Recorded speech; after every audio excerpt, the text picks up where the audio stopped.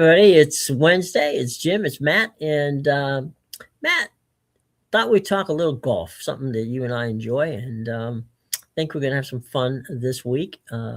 Brooks Koepka, who has played in a couple of tournaments. He started the one out in Phoenix, the Waste Management, but I missed the cut on that one.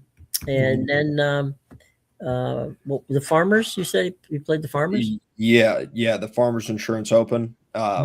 Yeah, he played there. He did make the cut, but he finished I think he finished 1 under par for the week, well off the pace for Justin Rose, who won it. Granted, he won it by a lot, but I think Rose was at like 15 under for the week.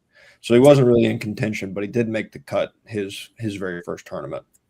Well, that's a good thing. And so Brooks this week gets to play home game, so to speak. His home course is in Palm Beach, and that's where the tour is this week. And he gets to play, at the PGA National Resort, which is a beautiful golf course down there in Palm Beach. It's where Nicholas used to play. He had a tournament at the beginning of the season that he was one of the co-hosts of, and so that used to be that tournament, and it was right there at Palm Beach Gardens. So it's got a long history of being one of the, it normally is the first stop on the Florida swing of the PGA Tour. And so Brooks is going to get an opportunity to play on a course he certainly knows a lot about. Yeah, and this is a place that's been made easier. It's been noted when you look at some of the winning scores over the history of this tournament, or at least this venue. The scores used to be a lot lower now. They've changed the way the grass is around. If I remember correctly, it used to all be Bermuda, which made the course play a significant amount tougher. They've changed it. I think it's like overseeded rye is the rough now. So they made some changes. It's easier to score now. Let me stop you for just a second. You brought up a very good point. If you could, because you have a great knowledge of this, explain to people the difference in those two grasses and why one is a little easier than the other. Not that they're both not easy, but there's a definite difference. Yeah, so what makes the Bermuda a lot harder is the ball sits down in it a lot easier. Like, it allows it to sink a little bit more, and so you have a lot more resistance on your club. It doesn't just glide through the grass the same way that it really kind of does with that overseeded rye. It's something that allows you to have a lot more chip-ins. It makes the short game around the green a lot easier, just because you kind of have a pretty good idea of what the ball is going to do off the club face. Where in Bermuda, sometimes you get it full, sometimes you don't get it full. You don't really know as well what it's doing. And again, you're getting worse lies off of that Bermuda grass, typically speaking. I had a caddy once tell me, I was asking him about it. He goes, just think of it this way. He goes, one swallows the ball and the other one doesn't. And pretty much that's it. It gives you an idea that if you're lucky in some of the Bermuda grass, if you can see the top of the ball.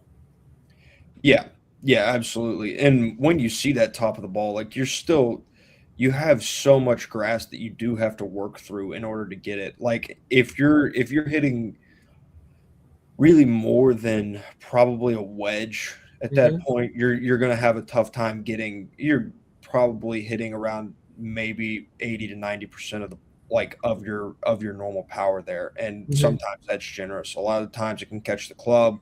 God knows I'm not good enough, so I'm shooting like bullets out of that stuff when I play in it. So it just makes for a really difficult second shot, typically speaking, compared to that overseed where a lot of these guys really excel with it, where you can see some of those lower scores. I think a couple of years ago somebody shot a 59 there. Wow. It's funny because just to finish up on the Bermuda, I played, where was it? Feather Sound, which is a course where Valspar played 1 year at Feather Sound before they moved back over to. They were working on uh, on the course where Valspar is now. Uh, and so anyway, went to Featherstone, and we were playing. A guy out in the Bermuda grass, and he was kind of hit it out, and he sprained his wrist. Hmm. You know, idea that gives you an idea, folks. You know, when that gets down in there, like Matt was saying, shoot it out. I mean, it does. It'll fly out of there because you have to hit it so damn hard. But if you Yeah. ground the club in that, because what you can do is ground that club because you can't see where the bottom is, right? Yep. And so you hit that ball. Yeah, the ball pops up, but guess what? The club stays right where you right where it hits you, and Hmm. you can really hurt yourself. So you got to be very careful. If you're a hacker like me, you know, be careful. You could injure yourself playing on that. Yeah, I've had similar stuff like that. In Georgia, Bermuda grass grows pretty Right. well, Sure. um, with the climate around here, and so there's a lot of courses that use it. And good lord, it makes for some unfun casual golf when I'm sitting there in the middle of summer trying to hack through this stuff because God knows I can't hit a fairway. You got to take a sickle with you and just Yeah, cut the grass as you're going, yeah, which is exactly. basically what you do with the golf club. Yeah. Um, I've seen some divots fly out of there that about the size of a cake. So Oh yeah. you got to Yeah. be No, you very get some careful. big ones. Yep. So Brooks is back. What do we think? I mean, I don't know that live ruins anybody, but it definitely gets you out of your rhythm. Yeah, it can. What's it called? The situation, like it, they talked about it really at the start.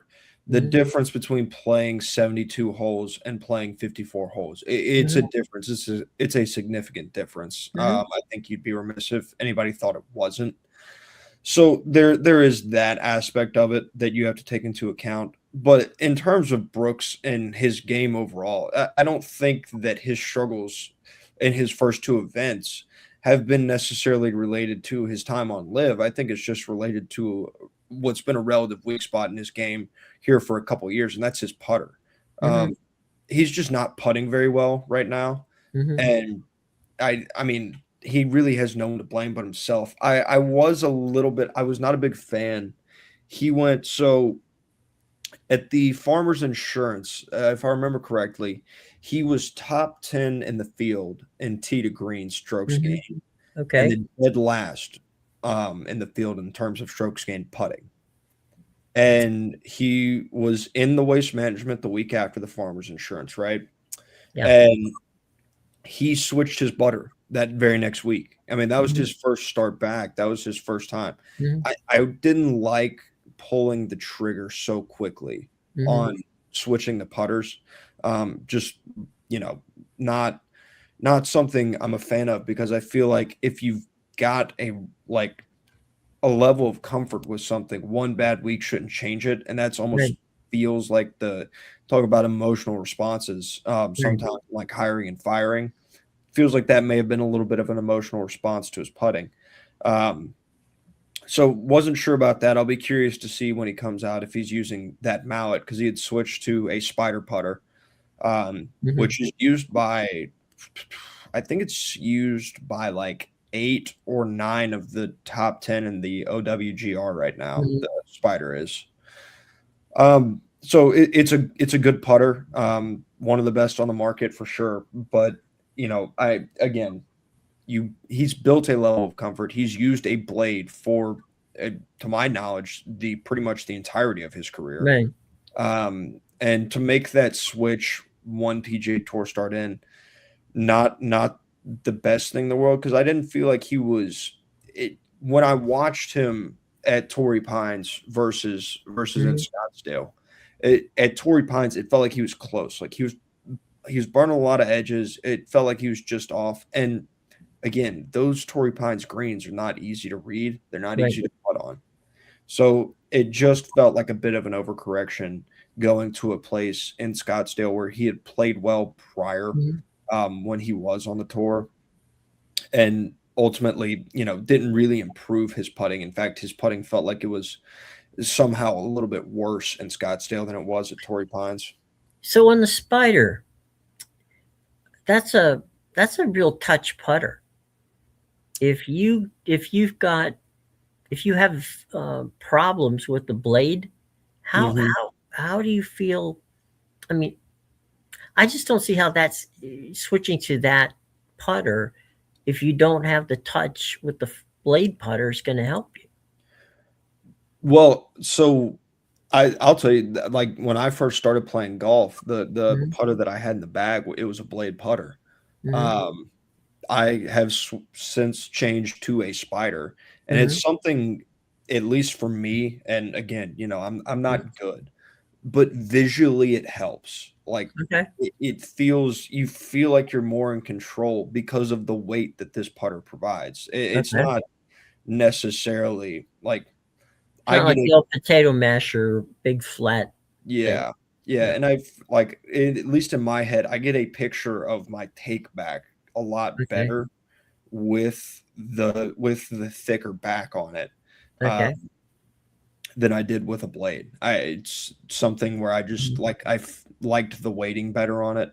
I liked it visually, Hmm. and I did feel like I could control my speeds a little bit better, partially Hmm. because I like, at least for me, I was leaving stuff short. That was not Brooks's problem, Hmm. obviously. His pace was fine. So I'd be curious. I would think that maybe some of it was weight based, but Hmm. again, you can weight those blade putters if you feel good about it. Hmm. But it's something that I think it's just a little bit more forgiving of a club in terms Right. of putter as well. Well, yeah, when you've got the weight doesn't help. I mean, hurt either. You know Hmm. that gives you just you could touch a little less, and you don't have to hit it as hard to get it further. So Yeah. yeah, hopefully he'll figure it out. The rankings are out. Obviously, this is the updated rankings. Um, to no one's surprise, as of February 15th, um, Scotty is in first place. Scotty Scheffler. He's got a 17.120 average in his points. Rory's in second with 8.34. Fleetwood is 5.43. Justin is 5.050. Morikawa, who has done well so far, is 4.83, and there's your top five. Yeah. So just off the top of my head, I can tell you that Scotty uses a spider, Rory uses a spider, Tommy Mm-hmm. uses a spider, and Morikawa uses a spider. If I remember correctly, Justin Rose uses oh god, it's still more of that mallet shape, but Mm-hmm. it is not a spider putter. Mm-hmm. Um, I for the life of me can't remember what type of putter it is. It may be a Okay. Scotty. Um, but yeah, he's got kind of like the wing back almost, Uh-huh. the double wings where it's not filled in on the side. But still, again, a little bit more of that mallet style. So there's more proof in the guys that use that type of putter. Rory's played well. Tommy hasn't really played on the PGA Tour. He's I done a was going lot. to say, I don't think he's played much. He played these past 2 weeks. He played at Riviera and he played at Pebble.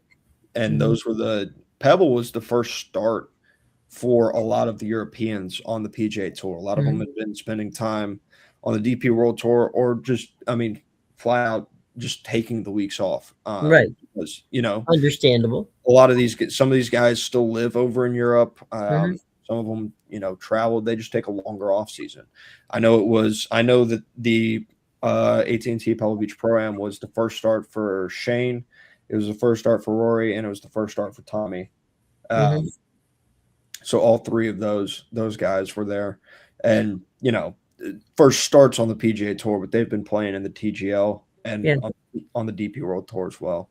Well, there's also a lot of I hasten to call them gimmicky because they're not gimmicky, but they're off the book. Meaning, they're not sanctioned PGA tournaments, but Hmm. there's a lot of them over in the Middle East. If they go to Qatar or someplace like that, play big money over there. They go to Japan, they play maybe down in Australia, Singapore. I mean, there's world tournaments that happen at the end of uh, you know around the holidays. Like it ends at Christmas, but it picks up Mhm. real quick at first of the year, and you can make you can go over there, and if you shoot pretty good scores, you can bank some pretty good cash before you head to the United States for the U.S. tour. Yeah, and you bank some points as well for the Hmm. OWGR. Yeah. That's big. Some of these guys, and really more specifically, the Live Tour guys are Hmm. ones that play a lot more, or at least a little bit more consistently Hmm. on the DP World Tour, simply because it's a way to get points. It's a way to maintain the Ryder Cup standing. I know there's some fines out there that are affecting some of the bigger guys, John Rahm, Terrell Hatton are two of them. But yeah, it's a way to make some money. It's a way to earn some points really when they just don't feel like going back to the States and really starting that West Coast wing just yet. A lot of the Europeans, with the exception of pretty much Justin Rose and I think Robert McIntyre, Hmm. didn't start their season at Hawaii when the season started, and then Hmm. obviously they waited a couple weeks into that Western swing to Hmm. finally make their starts, which I do think is interesting because there are some notable tournaments in there that they miss. The Farmer Hmm. Insurance we talked about, Right. the Waste Management we've talked about as well. Those are two of the places that they just didn't choose to play. So Which it is is interesting interesting. because those two tournaments have been really good for first time winners. Yeah, and I also think they aren't signature events. Right. None of them are. The So pressure's not there. yeah, so the fields are a little bit different. The stakes are a little bit lower for some of those events, and they just, I mean, like when you look at it with Rory and Tommy now, like these are two guys that I believed finished in or around the top 10 in both the Pebble Beach Pro Am Hmm. and assist this past week. So obviously their time off didn't it hasn't hurt their PGA or their play overall on the tour. The money leaders as of the 15th, Morikawa leads the leads the way with one win and one top 10 finish. He's banked 3,622 at this point in time. That's not a bad cash out. Chris Gottlieb from the United States, he's right behind him at 3.5 with two wins and two top 10 finishes. Scotty's in third with 2.9 million. That's a win and three top 10 finishes. Morikawa at 1.9 mil with two top 10 finishes. And Sepp Straka, uh, 1.8 million, one top 10 finish. So there you go with that. The Cup standings, Gottlieb is got 1.06 points. Scotty's at 938. Morikawa's at 706. Massimoto, I'm sorry, Massimaya. Let me try this again. Hideki Matsumeya is 560, and Ryan Gerald, 558 in your point standings. So the FedEx Cup points, but it's a little deceptive because we really haven't played that many tournaments at this point in time. Yeah, it can be. Gotter Up is there, and Gotter Up's a guy who you go back and you look at it, and you really pay attention to the way he ended last year, right? Mm-hmm. And he won the Scottish Open, finished top five at the Open, Mm-hmm. uh, there at Portrush last year. Mm-hmm. So he was a guy that was trending well. He won the Sony, and then he won in Phoenix. So two wins that get you there. A guy not on that list that I think is, well, I mean, the reason he's not in the top five is he doesn't have what all those other guys have, and that's a win.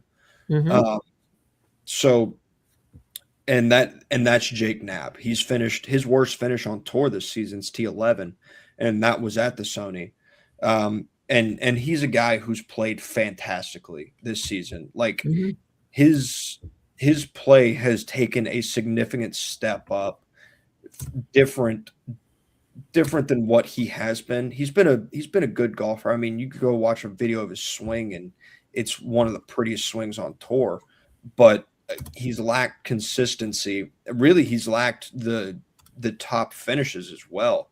He has not necessarily played his best golf, but he's starting to round into form this year. Hmm. Well, the other thing too is that we're starting to get to the fun part of the schedule. Um, this week there'll be the Cognizant Classic at Palm Beach uh, at the Palm Beaches, as we were talked about earlier. That's going to be a good event. It starts tomorrow. The purse is 9.6 million. Then we get serious. We head to Orlando for March 5th, and that's the Palmer tournament, which is at Bay Hill. Hmm. Fantastic course, Arnold Palmer Invitational, and that's a $20 million purse, Hmm. which ain't bad. Um, No, no, it is not. then they drop down to actually the Palm Bay. I should say, put it this way, they have two tournaments at the same weekend. The Palmer, March 5th through the 8th, which is be you know next weekend, and the Puerto Rican Open, which also is the same time. That's played on the Grand Reserve Country Club in Rio Grande, Puerto Rico. Then they jump back to Florida, to one of your favorite courses and mine, the Players Championship at Sawgrass. Purse there is $25 million, and defending Hmm. champion Rory McIlroy. Then we go over to Tampa, basically at Innisbrook, for Copperhead in Palm Harbor, for the Valspar. Yeah, it's the start of that Florida swing. And starting in Orlando, this was a piece of news that came out last night from one of the two TGL doubleheader matchups. Or no, that was Monday night that it came out. Yeah, that Um, was fun to watch actually.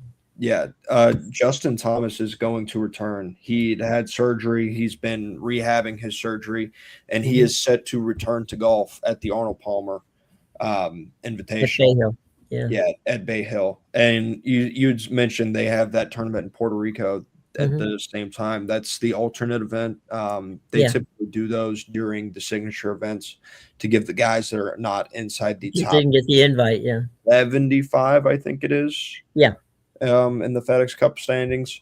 So the guys not inside the top 75, I believe it was the top 75 for the prior year, is It how they is, determined them. because by this time we don't have 75 Yeah, yet. exactly. So top 75 from last year make those events. Mhm. That's where you won't see. So that's where the Brooks Koepka, right, on this Mhm. returning members program, the only way he can make it to those signatures events is he has to play his way in. He Right. has not done that yet. If he say he were to win the Cognizant this week, um, Hmm. then it's a scenario where you would see Brooks Koepka at the Arnold Palmer. But that's the Right. only way that you're going to see him at the Arnold Palmer, Right. would be with a win this week. So it's that alternate event for those guys not inside that top 75 to go out there to Puerto Rico, and get a chance to earn more FedEx Cup points, more OWGR points, and obviously some money as well. Yeah, and what's likely, if Brooks doesn't win this week, is that he'll probably go and a lot of people do.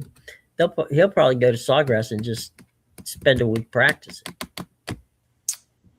It's possible. I don't know if he'll make Sawgrass though, Oh, um, you don't think that because was I think Sawgrass is considered a signature event, so I don't check know that if out he will while we're make it or talking? not. But yeah, if he were to make Sawgrass, then yes, he absolutely would. If he were to be eligible for it, he absolutely would just go practice. That is true. It's what he's done since the end of the Waste Management Phoenix Open. Was he returned home knowing that this was the next tournament that he had on his Hmm. schedule, and he's been practicing this entire time. He said he feels good about the way his swing is. He said he liked a lot of the work that he'd done, made acknowledgments that what had happened at those past two tournaments just kind of made him more aware about the holes in his game when talking to the media this week.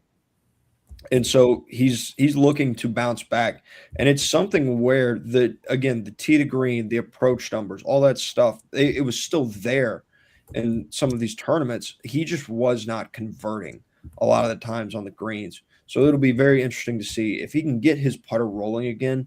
Then he's a guy that can definitely finish in the top 10. Heck, he's a guy that can probably win this thing with the scoring conditions and it being in a place that he's comfortable with, his Mhm. hometown. Yeah, and it's not an overwhelmingly, we talked about, it's not an overwhelmingly tough course. Mhm. Um, and I just checked on what you're saying. It says you can, okay, uh, okay. Mm, PGA winners in the previous championship. So, in other words, anybody who's won the Players' Championship can come back and play. The FedEx Cup standings, the official World Golf Rankings, uh, top finishes in a signature event. None of this so far has got him in there. Um, Best player at the Champions, top 10 player last year. Um, then there are sponsor exemptions, but to get that, um, there's four different categories, and not one of them do. I don't think you would qualify with any of them. What are the categories for the The sponsor exemption? It's the highest ranked international player not otherwise eligible, so Mhm. he doesn't that doesn't fly. No. Um, Promising young tour member, that doesn't fly. Mm-mm. Um, Players returning from injury, that doesn't get it. Depends Uh, on what you consider live. yeah, I guess you could. Occasionally, as it says here, a standout player who has missed some time. So, in other words, you take a year off or something like that, and you're coming back. Hey, if the name I would assume is big enough, then they can give them a sponsor exemption. I don't honestly see where that Brooks hits any of those four. That last one, I think on a technicality, they could probably get him in there on that Yeah. because whether, well, I mean, I think they did admit it in them admitting him back under this. Like, yes, they came up with these parameters, right? Hmm. For him to come back, this returning player program, yada Hmm. yada, that was designed for the what was it, the three other major or Yeah. four other major winners on the Live Tour. They were trying to get Cam Smith. They were trying to get John Rahm. They were trying to get Bryson, and maybe Dustin. I can't remember if he had fit into that criteria as well. But they wanted Brooks Koepka back because Brooks Koepka is a big name, right? Right. Um, ESPN picked up the coverage for the Farmers Insurance Open when they had Brooks Koepka returning. He was on the featured group for TPC Scottsdale in the Waste Management Phoenix Open. So he is an eyeball. He's attention grabbing. Hmm. Um, and I think his name is big enough that if they kind of wanted to flex the rules, then they could. Because let's be honest, they flexed the rules for him in the first place to get back. To get him back to. Yeah, and if you don't believe me, ask Wesley Bryan, who's still sitting at home trying to play in PGA Tour events. Um, but I think he's a big enough name that they could. Now, obviously, we're still a few weeks away from that, but it almost feels like something where if they have that avenue open, they're going to take it. Yeah, I'm looking right here. I just messaged the people at PGA with like, what's Brooks, is Brooks going to play, or can Brooks play, is what I wrote Mhm. to in the 2026 TPC at Sawgrass. And my response was, if he qualifies through the PGA Tour criteria, which we already talked about, Mhm. um, It says the key factor. This is the thing that um, the key factor that they give me is Koepka has officially returned to the PGA Tour, and under the returning member program, it restores his ability to earn and enter all standard and signature events through performances in and including sponsor exemptions. Yeah, so I think he might be eligible under that last criteria. Yeah, But that's a pretty open. Yeah, no pun intended. That's a pretty open. You know, question. It's kind of vague enough that they could sneak it in, and you couldn't argue with them. yeah, and I mean that's kind of the way they went about him returning in the first place. Right. It was vagueness, where they felt like they justify it, like, and I mean they want to justify it because of the staunch stance that they've had against the Live Tour, right? Right. They've been very adamantly against the Live Tour. If you didn't believe that, you take a look at the statement that they put out when they welcomed Brooks Koepka back, Yeah. um, talking about how they believe this is the premier tour. Best players on the planet play here, strongest fields on in the world play there. Hmm. All of which is true, by the way. That's not something that I think can really be disputed when you look at, just overall stats of fields. It's very clear and obvious that the PGA Tour has the strongest fields. Well, yeah. So But, no, go ahead. I was just gonna say, so they did feel some need to justify welcoming Brooks Koepka back, the same way they kind of felt a need to, like, Patrick Reed's got to earn it back Mhm. when he starts playing late this year as well. I mean, look. Let's face it. If you're Brooks, if you're Bryson DeChambeau, they move the needle. People Mhm. want to see them play. The PGA needs that money, and they need that the promotion that those two guys give them. Um, as you just said, would that be something that if you or I were the 100th golfer in the country, or the 76th on a 75, cut line, are we Yeah, going to get in over Brooks or over DeChambeau? No. no, Is no, it fair? No. But no, nobody ever said it was.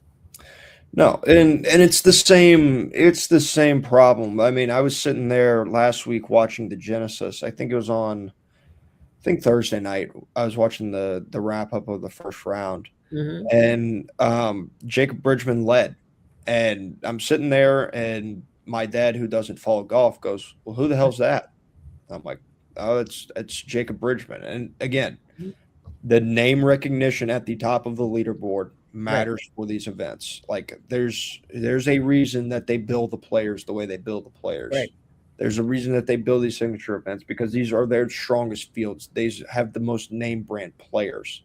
Um, and I don't think, like, I think where people get things mixed up is they look at the name brand players on, like, well, Live can kind of match up for the name brand guys that they have out there every week, right? In terms of, Close enough. yeah, they've got some names that can go head to head with some of the names on the PGA Tour, right? It's that in between grouping that separates the different tours.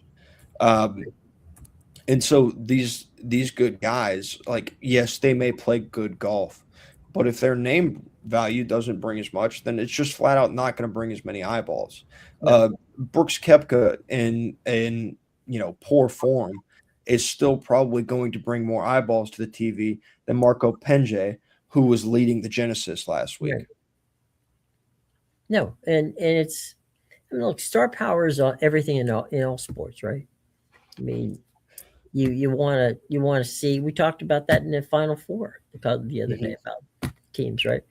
You want to see Cinderella, but if you don't know who Cinderella is, it's kind of hard to decide. And if you look at the leaderboard and you're sitting there going, okay, there's four people up here, I have no idea who they are. I may choose to watch something else or do something else, or hell, in some cases for golfers, you go out and say, you know what, go play 9 holes and come Yeah. back later. So it is kind of um, it is definitely driven by um, it's driven by storylines, and if you can't connect something to the storyline, it's not going to work. Yeah, I mean, and there's no disrespect to these guys, but if you have a final grouping of Garrick Higo, Marco Pinge, and oh god, I just had one in my head, like Michael Kim on a Uh-huh. Sunday at say the Arnold Palmer, Sure.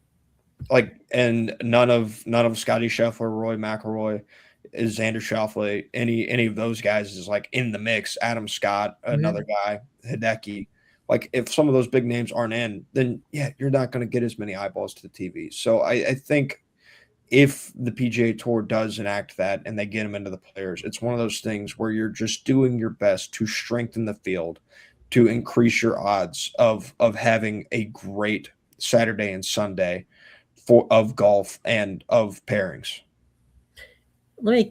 There's something here. I think I'd like to qualify. We were talking about PGA's tour revenues, right? Mm-hmm. About the amount of money. Now PGA, all of the tour events are in cooperation with local charities in the city that they're playing. All right. So um, there's no sport in, or let me just put it this way: there's no professional sport where you play games and that on the event day, that a significant amount of the money goes to charity of ticket sales.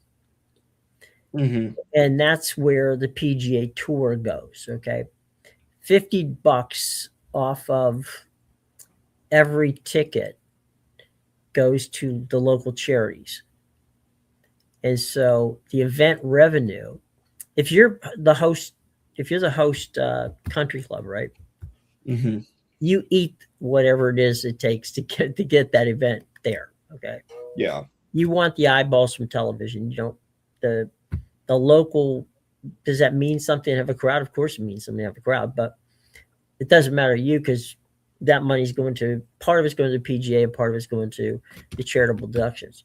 So, to give you an example, um, in the last 3 years, the PGA has generated $4 billion worldwide in charitable money from the tickets. Wow. Yeah. I mean, that's well, I mean, heck, revenue is what Kepka gave up to come back to the PGA Tour. He gave up He gave his up guaranteed money. yeah, he gave up his revenue opportunities heading into this season. Yeah, I mean, it's one of those things where you sit there and you're going, that.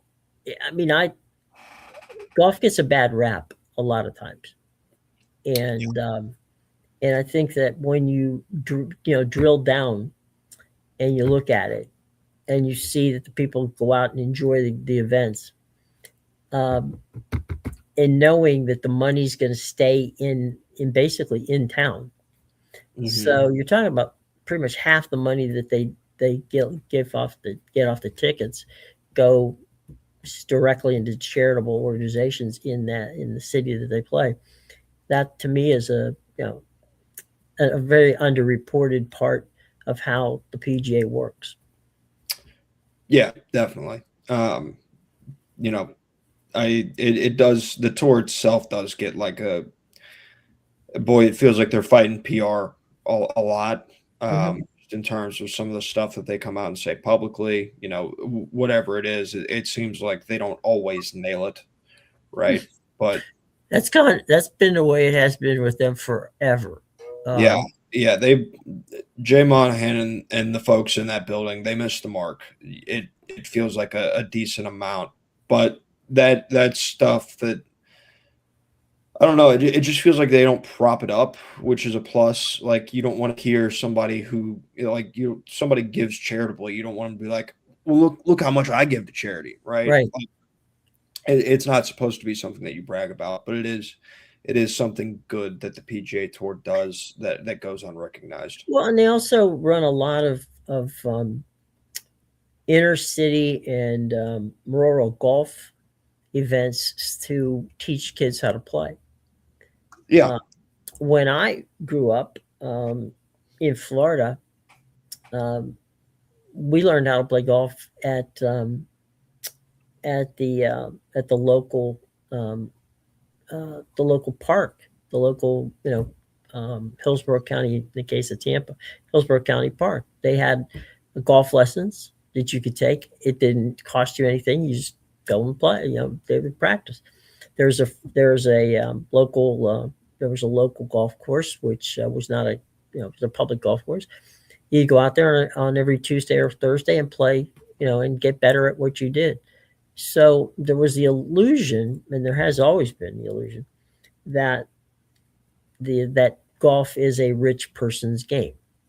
To an extent, if you want to play on golf courses like the big ones, yeah, it's going to cost you two, three, $400 to get on there just to play one round. But if you just want to play golf, there's many uh, very interesting courses to play. I bet you. I used to play USF's golf course 90% of the time. Um, Mhm. A, because I was a student there, which didn't hurt, um, and B, even after I graduated, because again, the rate it cost, when you go out and want to play for 20, $25 a round, that's not a bad deal, because Yeah. that may be dinner and movie, right? Yeah. Well, and you also have a situation in golf where it already had a baseline level of exclusivity because Hmm. clubs aren't cheap, right? Sure. Playing isn't cheap. Like, heaven forbid you want to like belong to a country club. God Hmm. knows that's not cheap. Right. Um, so there's a baseline level of exclusivity, and it can be something that is difficult for parents to like get their Hmm. kids into. And I think that's part of golf's problem as a public perception thing. It's like Hmm. it's not something that's a widely accessible sport.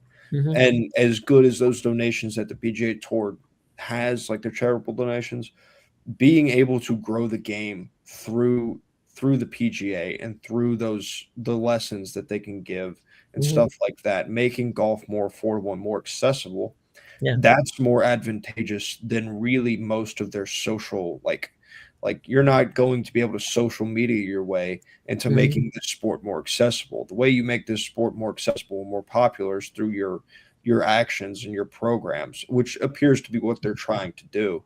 But it's hard when I can go out to the local course. I was actually having this conversation with a buddy of mine, and Hmm. there's a course in my hometown that he used to work at, and he was talking about it. He's like man, when I worked there, you go out for like $25 a round. Hmm. Now they're charging you 55 if it's a twilight on a weekday, right? Right. So, and you're Which, talking if about you're a place. lucky, are just 7 or 9 holes it. Yeah, exactly. And you're talking about a place that is not a $55 course in terms of its upkeep and stuff like that either. Right. That's the way golf goes now, right? Hmm. Is even the dirt tracks are charging you 40 like Hmm. 40 $50 to go play. And that's just it makes it unsustainable for a lot of people to get into and stay into the sport of golf. Yeah. Now, I will say this about the TPC. The TPC courses around the country, if you are a student, they have student prices. Hmm. Um, and they do have off days. If, in other words, if you want to play at 7 o'clock in the morning, um, you can get a reasonable rate for that. Hmm. So they're trying. But I will say something that has probably helped golf more than anything. And it has nothing, it really has nothing to do, it has to do with golf, but it's not. Um, People who've never played golf end up at Top Golf. Hmm. And Top Golf has been probably one of the biggest, um, and PGA has nothing to do with it. One of the biggest drivers, no pun intended, of people who to want to play golf. Yeah, and even then now you look at the way has gone, Mhm, and you're spending a pretty penny. You can almost pay for a round of golf for the price you can go to Topgolf for an hour at this point. mhm, But you're right. It's made it feel more like an activity, a lot more mhm, accessible. It's somewhere where people don't feel. I think there's also an intimidation factor when people get mhm, into golf. I remember that when I first started, I was like, man, I stink. Like I don't belong out here on the course with everybody else. mhm, I'm just out here whacking it around. I don't know what the hell's mhm. going on. And so it almost feels like you don't belong at that place as a beginner. And it's a way that like at Top Golf, you look to your right and you look to your left, everybody's hitting the same kind of shots as you, Mhm, right? Because for most people, if they're really into golf and they're pretty good at golf, they're just going to go play golf, right? mhm. And there, it's a much more social aspect. The same way you go to the bowling alley, not everybody's bowling 285, right? That'd be Every a 3 that would be a 3, that'd be a 3 rounds for me to beat, 385. Yeah, exactly. I'm a terrible So golf yeah, bowler. so you're going to the bowling alley because you know nobody's bowling 300. Like you're Right. going there to do something that you enjoy, and that's something that's helped Topgolf. Also, something that's kind of helping golf as a whole is these like simulator bays, essentially. Yeah. These places, these indoor simulators, they help with the accessibility because that allows you to like really kind of understand what you're doing and practice a little bit, as opposed to Top Golf where you're just kind of whacking it around. Couple of months ago, I talked to Laura Jensen, who is with the LPGA, Hmm. and she told me that Top Golf, because it's like a date night thing for a lot of people now, Hmm.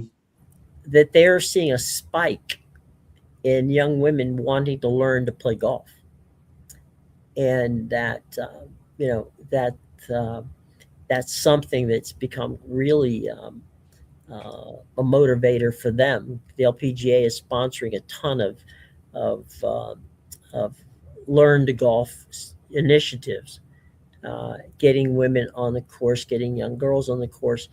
And if you see what's gone on in Asia, my goodness, I mean, Japanese, Chinese, Koreans, I mean, that entire oceanic area has produced a ton of really incredibly strong young women golfers, and they dominate the PGA. If Yeah, it wasn't for the Corda sisters, we'd be in trouble.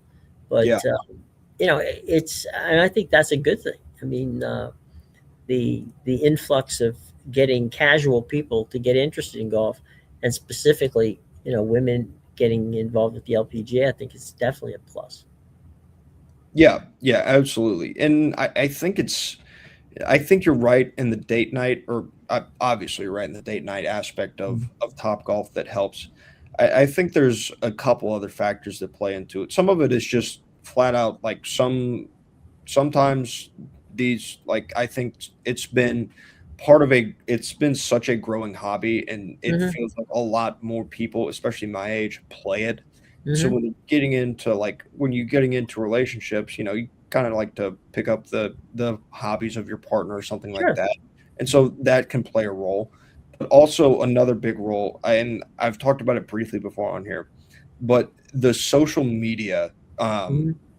following and like the boom of golf has helped a lot more because what it 100%. does is it takes a sport where, like, I mean, heck, I think it was like, if I'm trying to think, there's a place that I've worked at before, and I don't think they allowed like women into the clubhouse until like the 70s or something like that. Sounds about right. Yeah, it's a historically male-dominated sport, but Right. now you are getting these girls who are good at the game, by the way, Mhm, and in front of them a lot more regularly, and it's like it's relatable. Like this girl is my age. This girl is playing this sport. Like maybe she's going out there with guys, but she's going out there with other girls too, mhm. and like it's more of an exposure thing that I think has really allowed for the women's side of the game to grow, and I think it's going to continue to grow. I think And one of the things to hear your point, one of the mhm, things that's really been a boom via social media, my God, um, it has been the um, uh, the deal that you see on Instagram. Some of these Instagram young women who play golf have 5, 6, 7, 8, 10 million followers, mhm, and and they can play. I mean, yeah, this is not just they're not just out there whacking it. I mean, they can play. yeah, and So, go ahead. they're starting to form the groups too, like on YouTube. Mhm, Like you think about these groups that kind of started and really when this golf boom kind of happened. mhm, You know, right, you've got the the Bob Does Sports, the mhm, Bryan brothers, like all you've got the upper echelon of golf content creators, mhm, but right, Good made they've got a spinoff group now that's the Good Girls, right? And mhm, they do a lot of promotion for that channel now, and it's something mhm, that's becoming a lot more. They're kind of putting it on a pedestal, but there are a lot of other like groups of girls that are playing golf, and that is something that has contributed to their social media rise as right, well. So it's just created like in a day and age where you can kind of complain about everybody having a platform, everybody the allowance of everybody to have a platform has allowed for the game of golf to grow really, I feel like more than it has in the men's game and the women's right. department as well. Well, back in the day, as the old saying goes, um, it was traditional that if you belonged to a country club, the guy was, the family would go, right? Hmm. The dad would go play golf. The mom would hang out at the pool with the kids, maybe play tennis, Yep. if possible. But it was more of that. And now I think you're seeing people who are investing the money to get into a golf, a country club, knowing that both men and women will be playing golf in that on that country club. Hmm. And you're right. There's been a ton of different situations where um, uh, there's been a tremendous amount of exclusion. We're not even getting into the blacks, the Jews, and all the other people that have gotten cut out of being played. As a matter of fact, congressional, when it was first built in back in the day, was a restricted club. Yeah. And so a group of Jewish and black businessmen in the Washington area decided, screw it, we'll just go and build our own. Hmm. And literally blocks down the street from Congressional is Woodhome Golf Course. And Hmm. Woodhome actually, is where a lot of people qualify to play in the PGA tournament. I'm sorry, yes, the PGA. Um, so, or no, I'm sorry, the U.S. Open. It's the U.S. Hmm. Open. You have to qualify.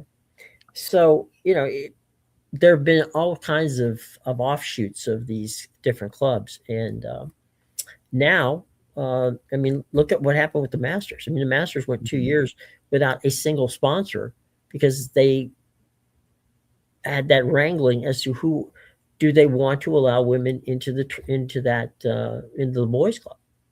And Hmm. there is no ultimate boys club more than there was under the circumstances at Augusta. Yeah, well, I mean, I think we can kind of look at it and call a spade a spade. High-end exclusive golf club in Hmm. South Georgia. I wouldn't, especially based on the way the tournament's been ran, Hmm. they aren't exactly prone or open to change, right? Really? Yeah, that's Yeah, true. yeah. There's a shocker. I mean, you can hear Tiger still talk about feeling like he was like, he stuck out Yeah, like a sore thumb there right. in the late 90s. Hmm. They were a place that had, what was it? It was pretty much, or not pretty much, it was, they had like exclusively just black caddies into the 80s, right? Um, Actually, into the early '90s. Yeah. So again, like not your most progressive place that you're going to find golf, right? No. They can maintain and they've got the most beautiful golf course in the world. Doesn't necessarily mean that what they're doing off the course is great, but it is a game that has had a certain level of exclusivity, and that level of exclusivity, um, Mhm. started probably with Tiger, maybe a little bit before then, but Yeah, they yeah. there was trying to think the name of the player who was the first black player that was on the tour. That Oh God, they honored him. Sahith Theegala made it in on a sponsor exemption, and it's a sponsor exemption that is honored after him at Riviera last week. hmm I cannot remember his name though. uh, there. Hang on, just 1 second. It's on. I want to say Lee Elder, but let me check and make sure it was Lee Elder. Because Lee was one of the first. You know, there was 1 year that Trevino boycotted the tournament at the Masters. Hmm.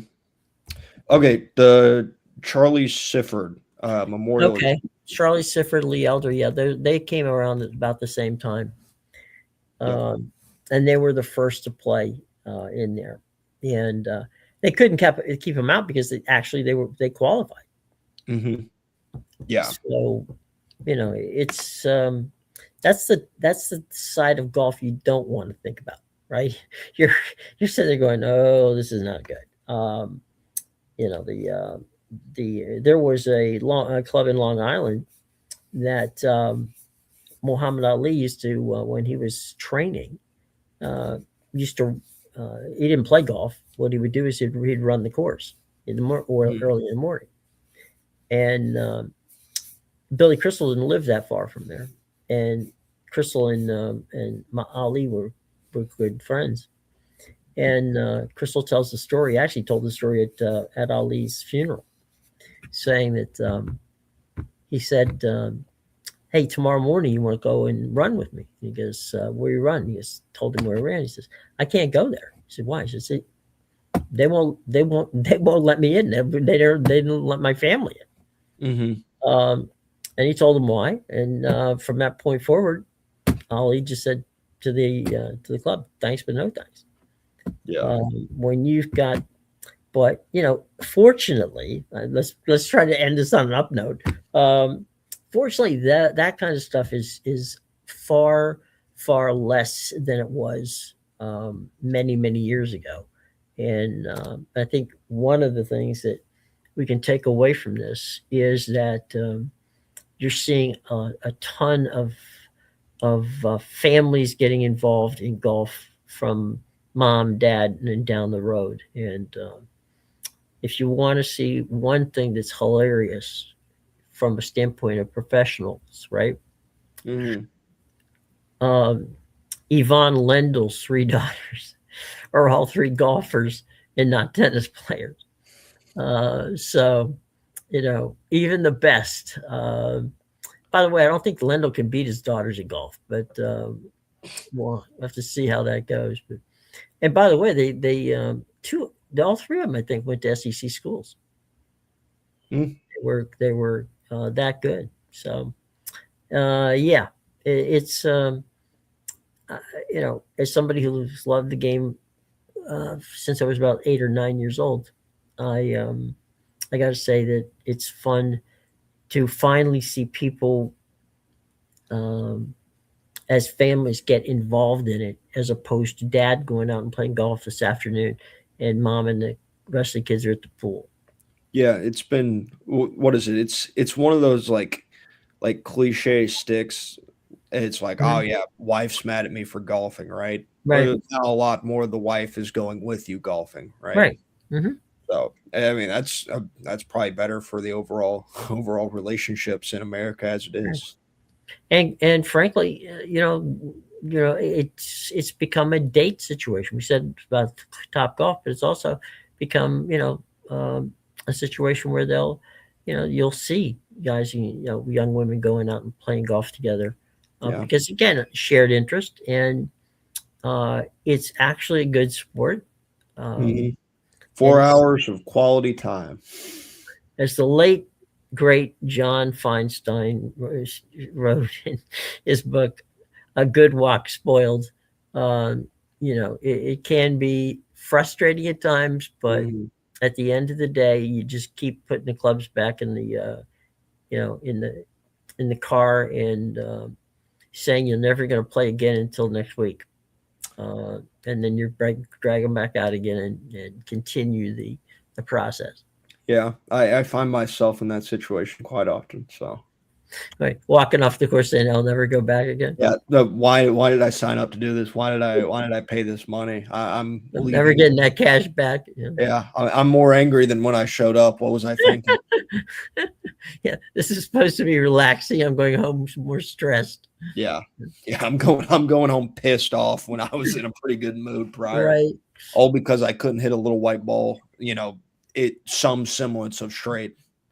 I will say this, not that it's a high bar to thing, but I will say that I never threw a club, and I never threw a club in the water, um, which I've seen.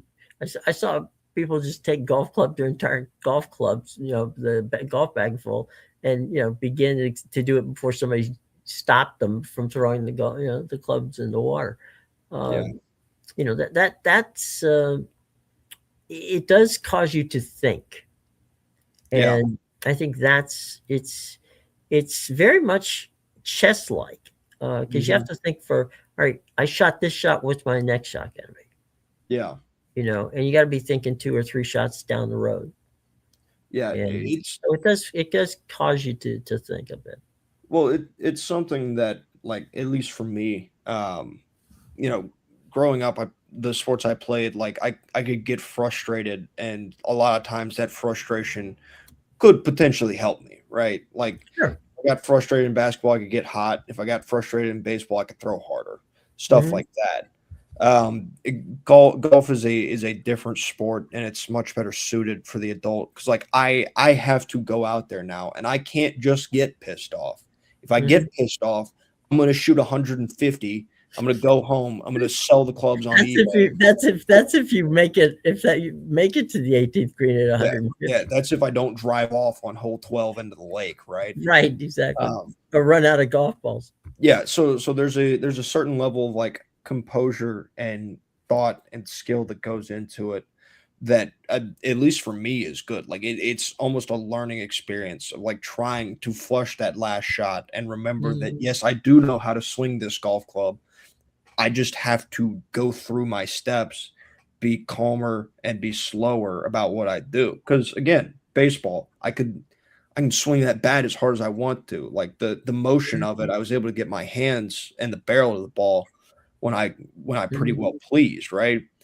Golf club, lot different swing. So much more can go wrong by, like, just hairlines of inches, right? Right. Like, if my wrist is in this position instead of this position, that's going to affect my ball striking. This position isn't going to compress it. This position does compress it, right? Well, So, and the elements, even a little bit of wind, that yeah, you didn't allow for.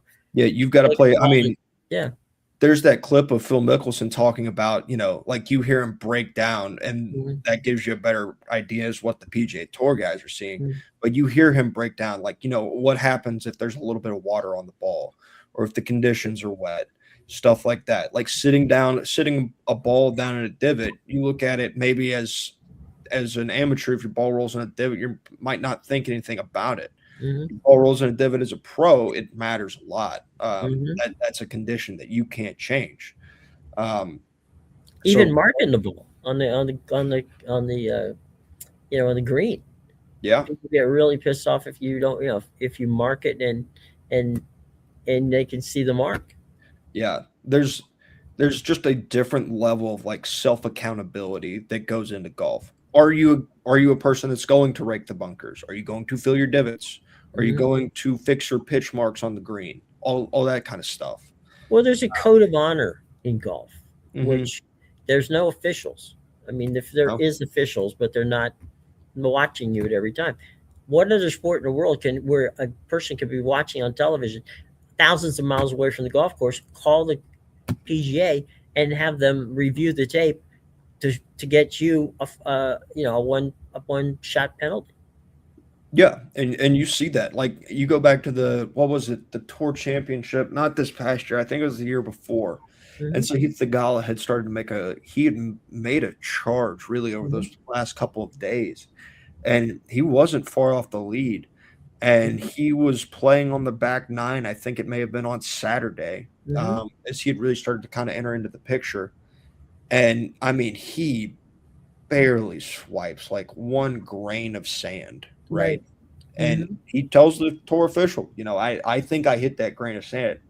And you go watch the hole and the shot and everything. Him grazing that little speck of sand, it Right. did not affect his score on that hole or Right. any like it was no competitive advantage to him to Hmm. have that happen, but it's still one of the PGA Tour's rules.